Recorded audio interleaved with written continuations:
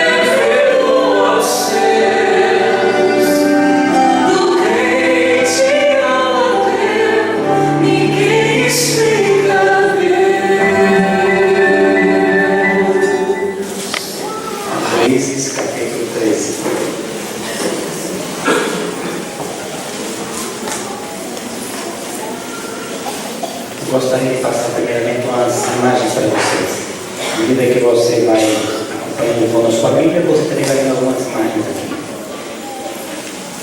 Eu não sei se vocês já viram essa imagem em algum lugar aí. Hoje tem um bicho chamado Google, né? E ele explica um bocado de coisa pra gente. E a gente faz algumas pesquisas. Então no Google tem essa imagem aqui. Não sei se alguns de vocês já passaram por aí. Se não passaram, vão com certeza lembrar da próxima. A próxima. Essa vocês conhecem, né? Já ouviram falar dessa imagem? Já viram essa imagem? Essa imagem, ela é de uma ponte, vocês estão vendo a ponte aí, famosa na cidade de São Francisco. Você pode observar que ela tem 2 pilares, 2 colunas. É uma das pontes mais famosas do mundo. Ela tem quase 2 quilômetros de distância. Foi construída em 1937. Conclusão, porque ela começou em 1933. Foram 4 anos para construir essa ponte. Gastaram na época uma fortuna. Mas essa ponte ela tinha um objetivo, ligar ali o continente. E essa fenda, esse lago, é formado ali uma baía. Pertinho daí existe uma rachadura na terra chamada Santo André, em inglês St. Andreas. Inclusive, há poucos dias atrás fizeram um filme aí nessa fenda, nessa história. Até hoje as pessoas ficam se perguntando por que essa ponte continua até hoje intacta. Porque nesse lugar, como eu disse para vocês, tem essa fenda, ela vai de 1 metro a 1 quilômetro de profundidade. Uma fenda enorme, grande. E segundo os pesquisadores de engenharia, eles descobriram que o camarada que idealizou essa ponte, ele fez de tal forma que ela pudesse sofrer os maiores abalos. Porque nesta região, como eu disse para vocês, é a região que tem mais abalos sísmicos do mundo. Essa ponte ela pode se locomover de um lado para o outro até 20 metros. Ela foi construída com cabos e placas. E ela é imóvel. Ela é imóvel. O segredo, então, dessa ponte continua até hoje intacta, apesar de passar ali vários terremotos, vários abalos sísmicos, são 2. Flexibilidade e também outro segredo é a fundação. 2 pilares. Vocês estão vendo. E esses 2 pilares, eles estão alicerçados na rocha submarina. Eles foram longe e eles fixaram esses 2 pilares em 2 rochas ali. Segredos, flexibilidade e fundação. Aplicando isso para a nossa família, quais são os 2 pilares que nós encontramos dentro do ambiente familiar? O pai e a mãe. E aqui no livro de Juízes, no capítulo 13, nós encontramos essa história. Bem interessante para a nossa reflexão nesta manhã. Juízes capítulo 13 diz assim, versículo 1 em diante: tendo os filhos de Israel tornado a fazer o que era mal perante o Senhor, este os entregou nas mãos dos filisteus por 40 anos. Tendo os filisteus tornado a fazer o que era mal. Interessante que a história de Juízes, a história dos reis, é uma história de altos e baixos. Ora, o povo de Israel estava numa comunhão, num relacionamento muito grande com o Senhor. Ora, o povo, a nação estava bem distante do Senhor. Altos e baixos. não existe uma linha de crescimento, de ascendência. Não existe também só uma linha de cair, de descendência, não. Mas existe sempre altos e baixos. Oscilação.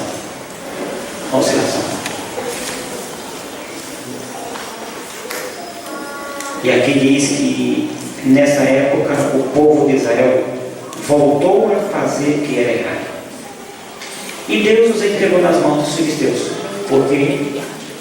Porque simplesmente eles se afastaram do Senhor. Quando você se afasta de Deus, você sofre consequências. A proteção, o cuidado, o amparo, o cuidado do Senhor não fez com que você, porque você não pede a atenção dele.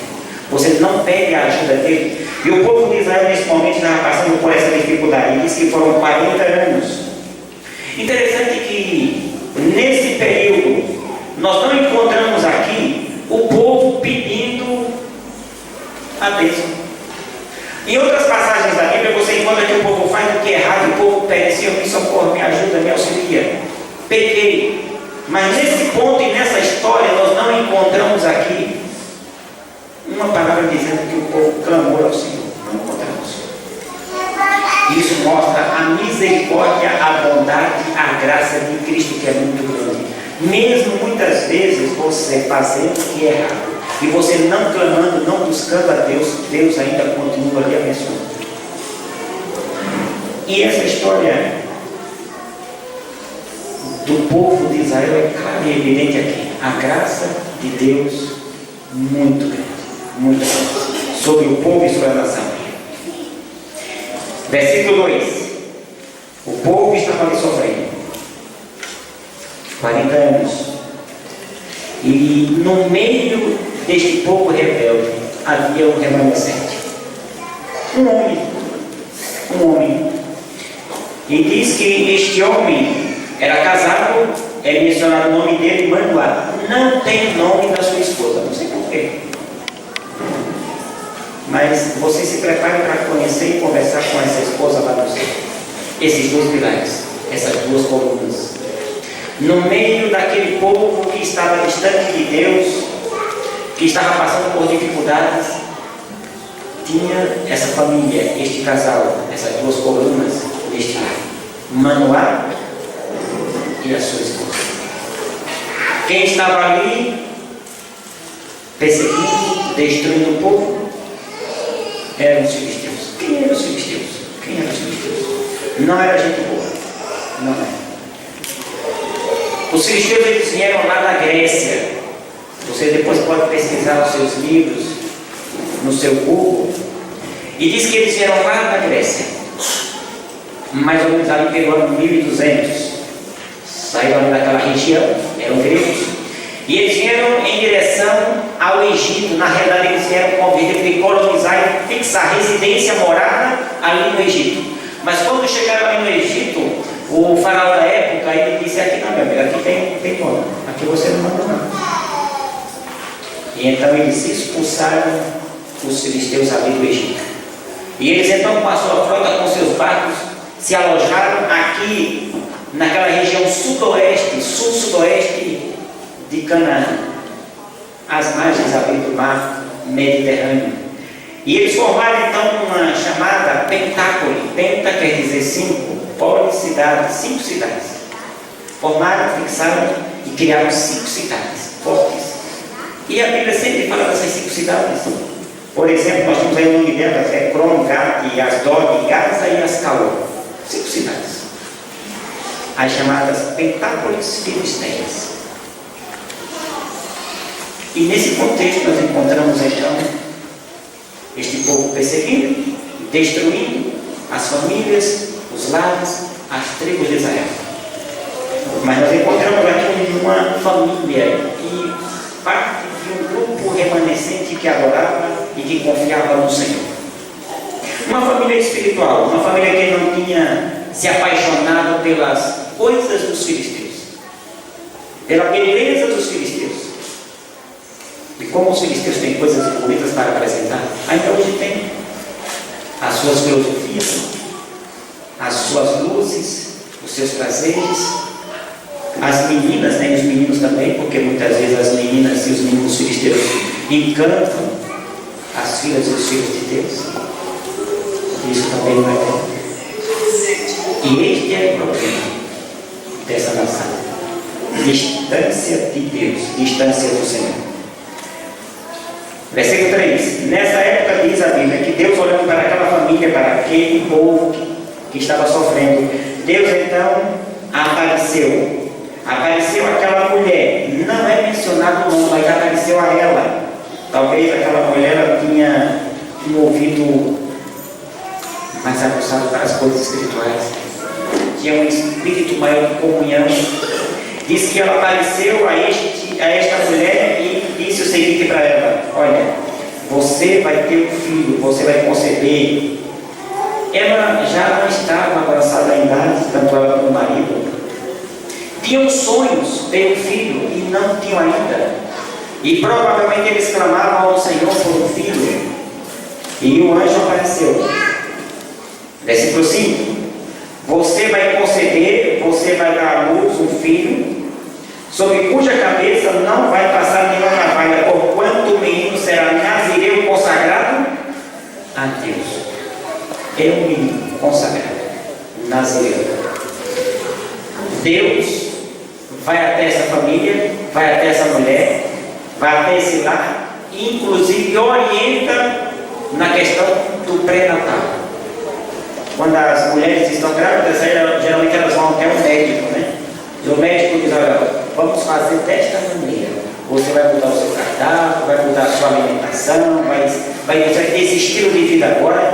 E interessante que quem deu o pré-natal aqui, orientou o pré-natal, foi quem? Foi Deus. Deus disse: o pré-natal é dessa maneira, dessa forma.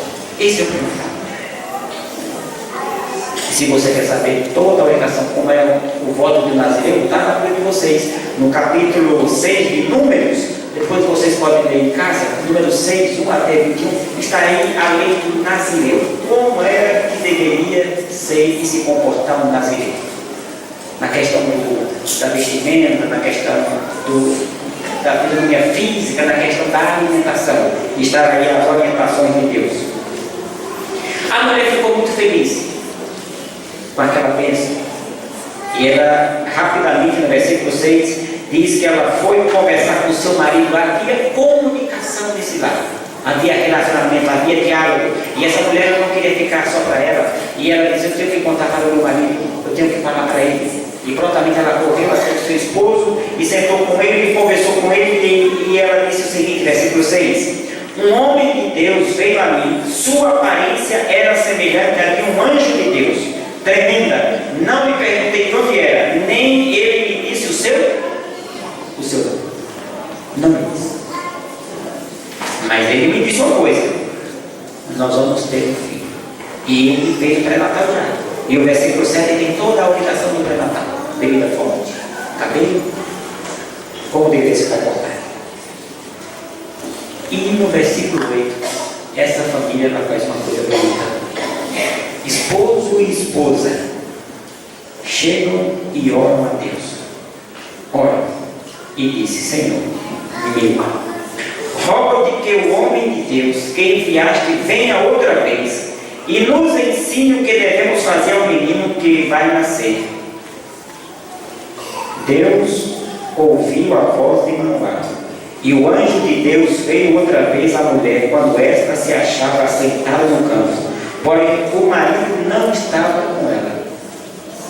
Interessante, porque esse anjo só aparece quando a mulher está sozinha. O campo ela não estava, não sei o que ele estava fazendo. Mas uma coisa naquele dia eles estavam fazendo, diz a Bíblia que eles pediram antecipadamente que Deus pudesse aparecer, surgir, vir. Deus tem maneiras maravilhosas de trabalhar. E o texto bíblico, ele é claro: esta família orou a Deus. Orou a Deus. Talvez eles tinham o hábito de desenvolver o culto familiar. Provavelmente, como todo bom israelita, como todo bom remanescente. Oração.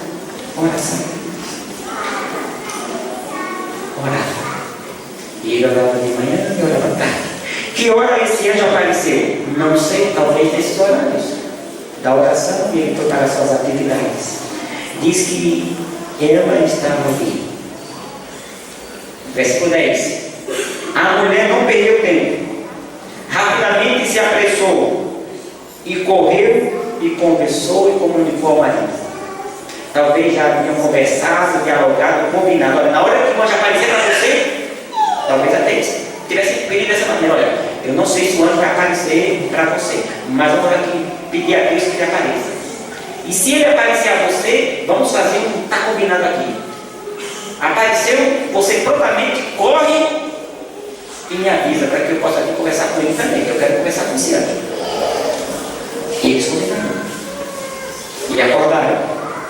E acorreu. Versículo 11. Então se levantou Manoá e seguiu a sua mulher. E tendo chegado ao homem, lhe disse: És tu o que falaste a esta mulher? E ele respondeu: Eu sou. Eu sou. Interessante essa expressão, eu sou. É uma expressão que ela geralmente é atribuída a Deus. Lá no livro de Êxodo, quando Moisés pergunta: Senhor, se perguntarem quem tu és, Deus diz: diga para o povo, quem está mandando, quem está enviando é o eu sou. Qual é o teu nome? Eu sou. Lá em São João 8,58, Jesus diz para aqueles fariseus, saduceus, para aquela comunidade da época: antes que Abraão existisse, eu sou. Interessante que esse anjo, queridos, não é nada mais além do que o próprio Deus, o próprio Jesus. Jesus vem e atende a oração, o clamor desta família. Por quê? Porque era uma família que buscava a Deus, conversava com Deus, dialogava com Deus. Deus os orienta, Deus conversa com essa família, Deus repete toda a orientação. O pré-natal é mais claro ainda. E então, aquele homem, ele faz uma pergunta. Versículo 18. Versículo 18. Respondeu-lhe o anjo do Senhor e lhe disse: Por que perguntas assim pelo meu nome que é maravilhoso? Ou seja, Manoá fez uma pergunta: qual é o teu nome? Ele disse: por que você está perguntando pelo meu nome? Porque meu nome é o quê? Maravilhoso. E o sacrifício é feito. Eles adoram ao Senhor para ir no sacrifício, nessa passagem bíblica que vocês podem ver. E no versículo 22 diz o texto que Manoá agora e sua mulher, eles dizem: vamos morrer porque nós vimos a Deus. É a Deus. E finalmente o versículo 24 diz assim: depois a mulher deu à luz um filho, chamou Sansão. O menino cresceu e o Senhor o abençoou. Nasce Sansão, esta criança, fruto de uma oração, fruto de uma comunhão, fruto de um relacionamento com Deus, fruto de um pedido realizado e feito em cada culto familiar. Cada culto familiar. Sabe, queridos, a Bíblia fala muito de família. Então, exemplo de família. No livro de Salmos 128:6 diz assim: como é feliz quem teme ao Senhor, quem anda em seus caminhos. Você comerá do fruto do seu trabalho e será feliz e próspero. Sua mulher será como uma videira frutífera em sua casa. Seus filhos serão como brotos de oliveira ao redor da sua mesa. Assim será abençoado o homem que teme ao Senhor. Que o Senhor abençoe desde Sião, para que você veja a prosperidade de Jerusalém todos os dias da sua vida e veja os filhos dos seus filhos, geração em geração. Será que realmente é importante nós termos bons pais cristãos? Será que é importante nós termos bons lares cristãos? Será que é importante? Tem um videozinho, passa aquele vídeo. Vamos ver esse vídeo. Esse vídeo foi feito aqui em Conquista, em um lar, em uma casa. E este vídeo, ele foi feito porque esta igreja aqui é uma família. E essa família tem um propósito. fazer lares melhores, lares cristãos. Vamos ver esse vídeo. Eu tudo bem, cara. Amém.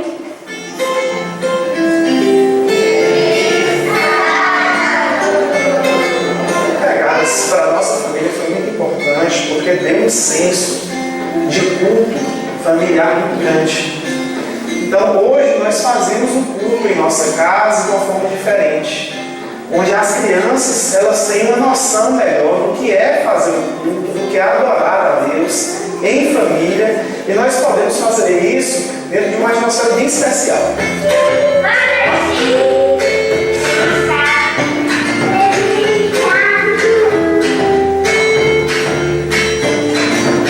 Porque minha mãe e meu pai aprendem de Jesus.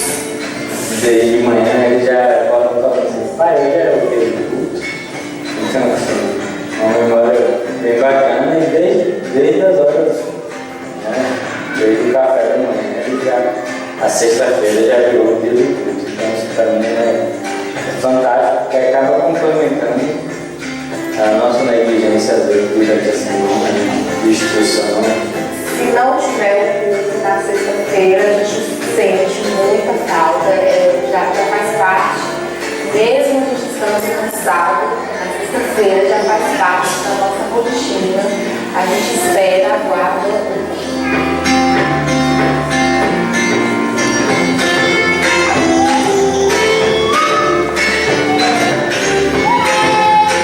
Eu gosto da hora de história e da hora de brincar. É um grupo que a gente sabe que a gente pode contar para desabafar, para pedir oração, para pedir conselhos. Eu gosto de pegadas porque compartilha coisas legais. Para mim, nesse ano de 2016, o falecimento de minha irmã foi muito importante, esse apoio de vocês,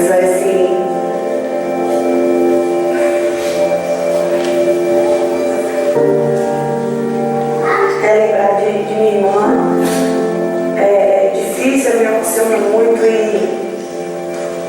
mas assim, ter vocês, e assim, é de coração, independente do momento que a gente está vivendo aqui hoje, mas é de coração, vocês foi minha base para poder suportar vocês, família de vocês, muito importante. A visita de consolando, o apoio, foi dessa.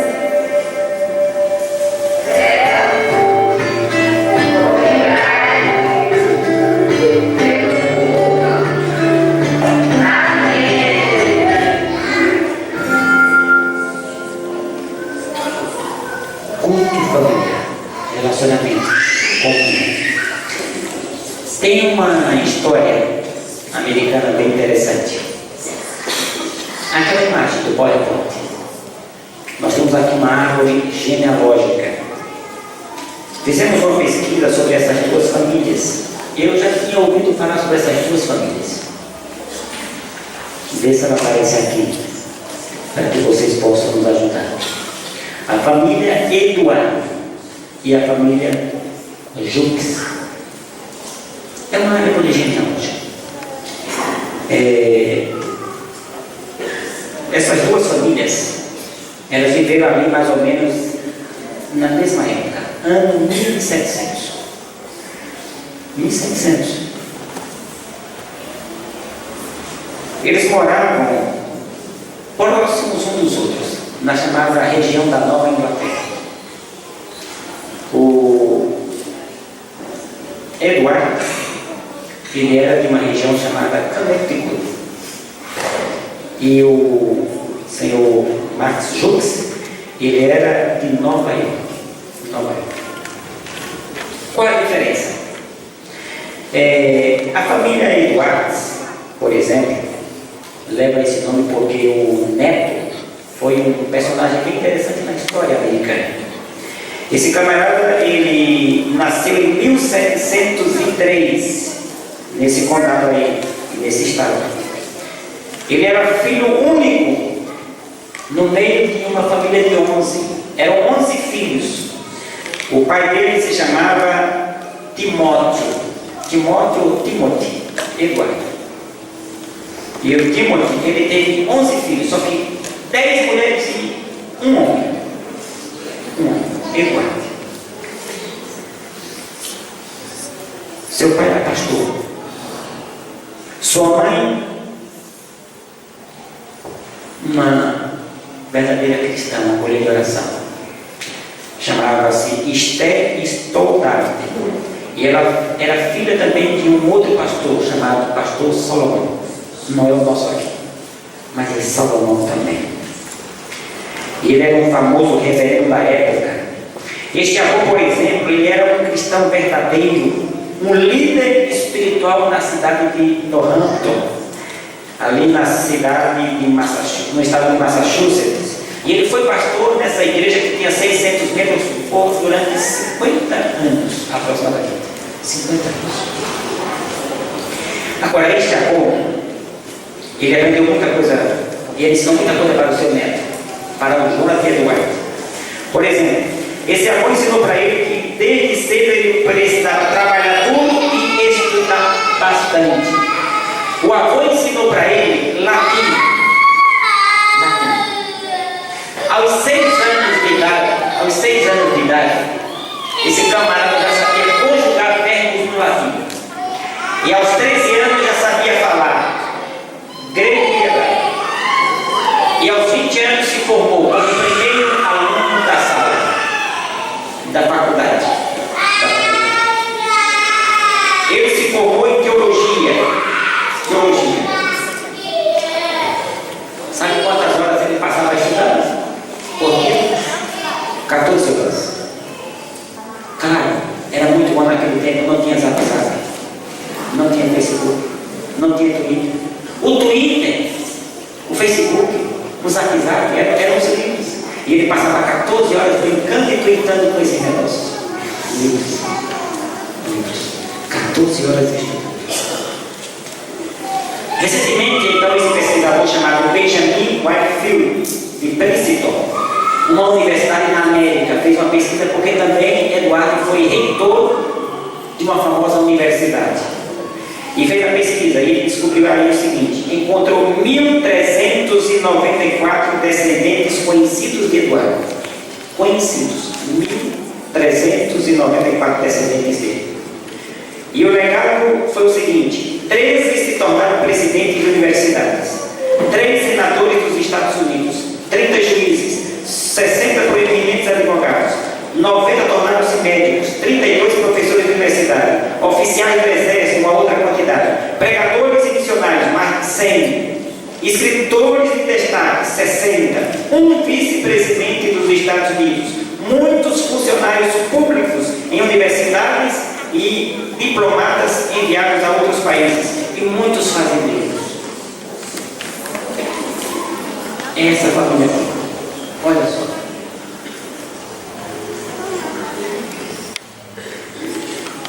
Que árvore genealógica bonita. Vamos ver agora o seu contemporâneo, Max Juques.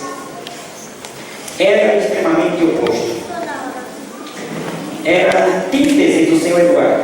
Ele era muito conhecido como ateu sem princípio e sem caráter. Não amava a Deus. Não realizava o culto familiar. Não lia a Bíblia. Pelo contrário, ia sempre criticar Eduardo. Ele se casou com uma jovem pagã, licenciosa e pervertida. A história dele diz que ele teve 903 descendentes. 903. E a história relata, segundo a pesquisa, que essa família teve 300 delinquentes que nunca concluíram o ensino médio.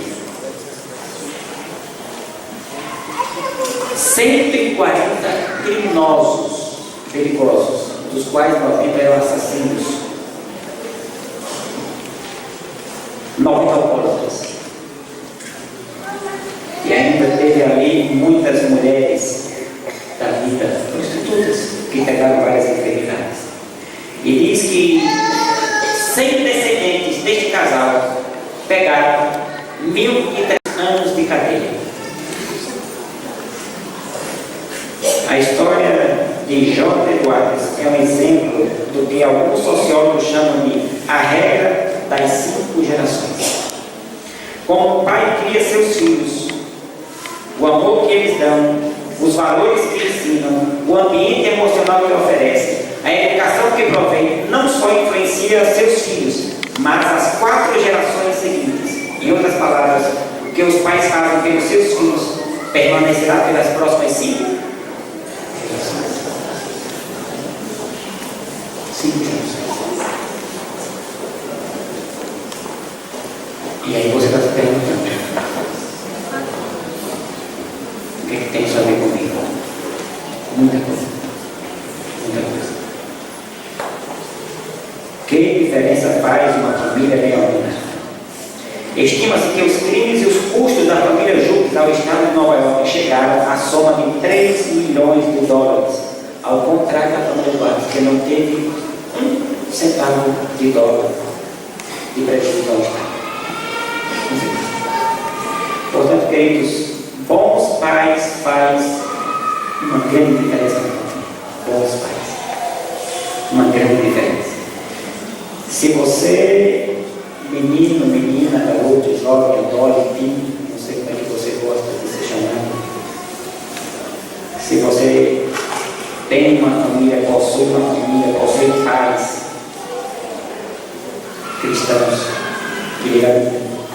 que faz o culto, que ele chama, que ele convida, que briga para você ir, agradeça a Deus. Agradeça a Deus. Diga, Senhor, muito obrigado porque meus pais são caxias.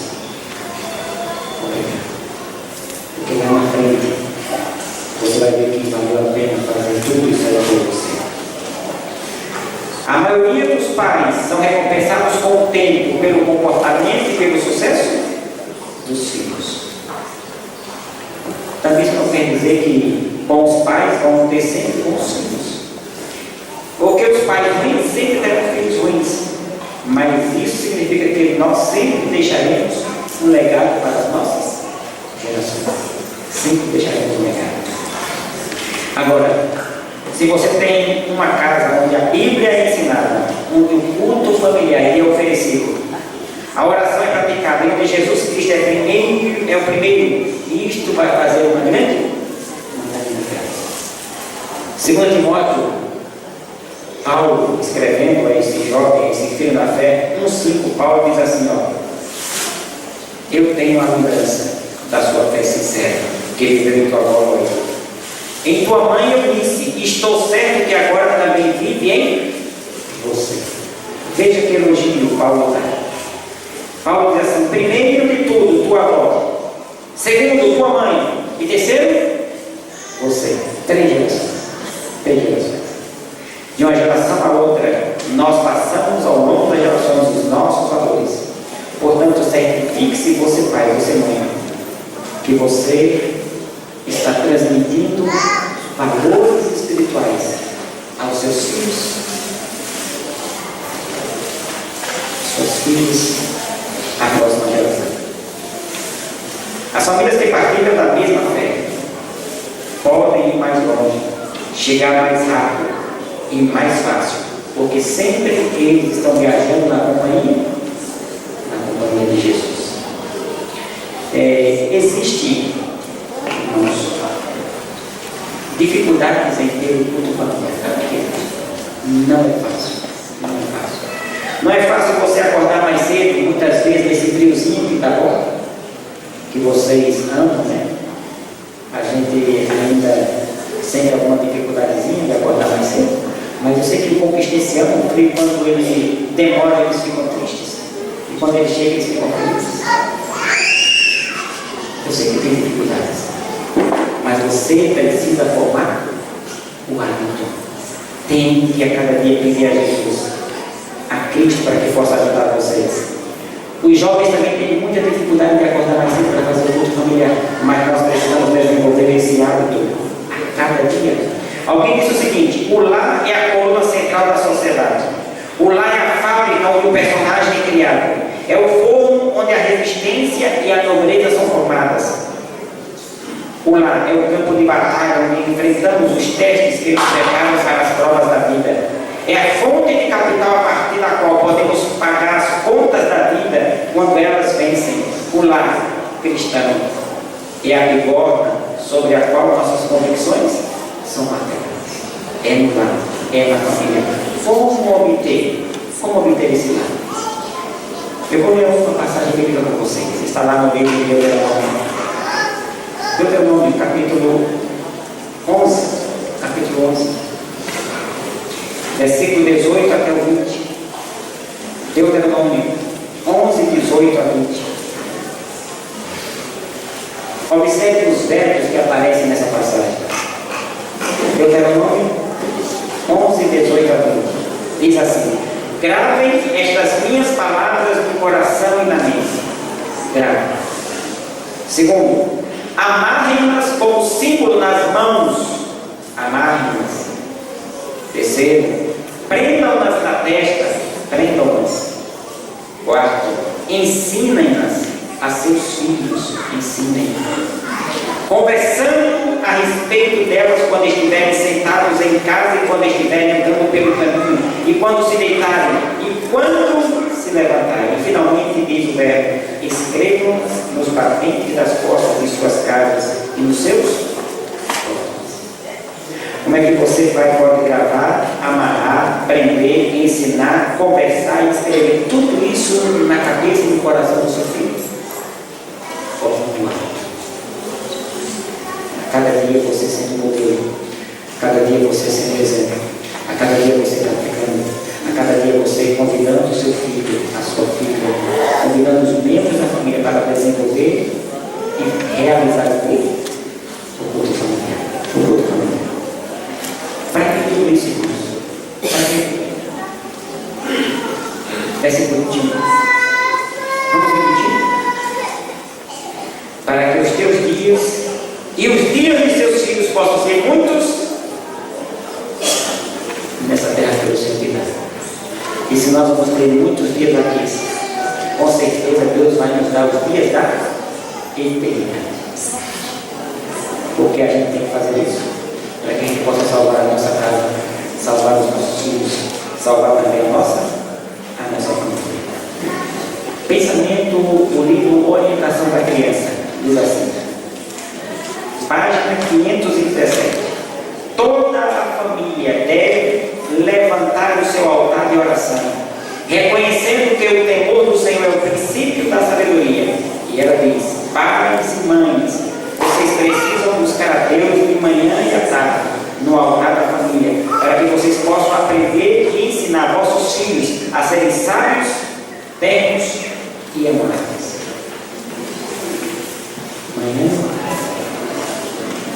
Nessa manhã eu gostaria de fazer um convite para você. O convite é: quantos gostariam de dizer, como disse Josué? Eu não sei a sua família, mas como disse Josué, eu e a minha casa serviremos ao Senhor. Quantos nessa manhã gostariam de dizer: eu vou também tomar essa decisão esse vosso coração? Que Deus nos abençoe. Possamos orar.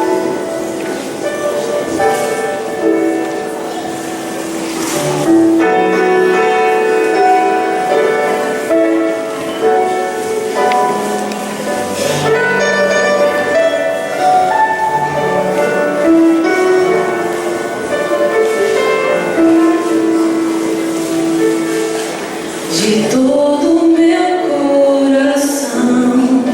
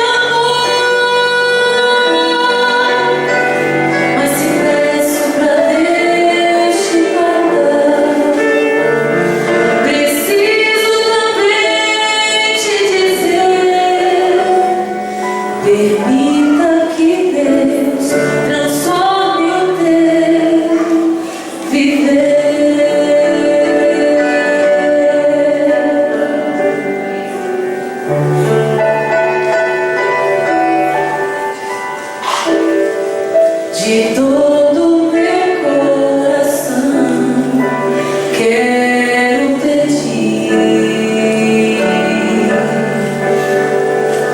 que Deus possa vir morar em tua vida, que te guarde ao entrares ou saíres de qualquer lugar. Proteja o que é teu, te faça crescer e prosperar. Que seja o teu viver só do Senhor. Que possas com tuas palavras falar de amor.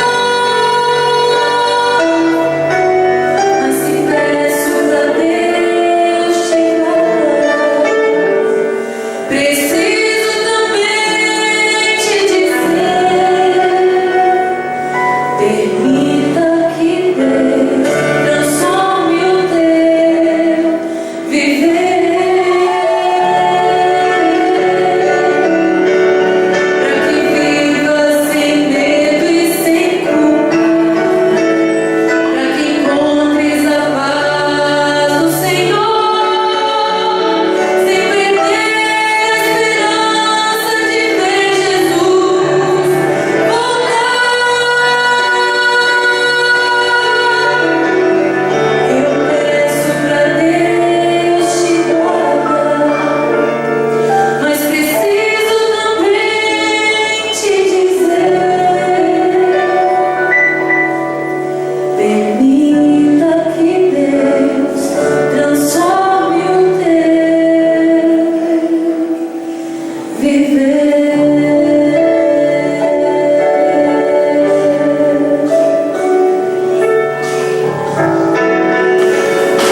Oremos. Que a graça do nosso Pai Celestial esteja conosco. Que o seu rosto esteja continuamente sobre cada um de nós. E que agora, ao nós voltarmos aos nossos lares, que os seus anjos poderosos nos acompanhem, é o que pedimos em nome de Jesus.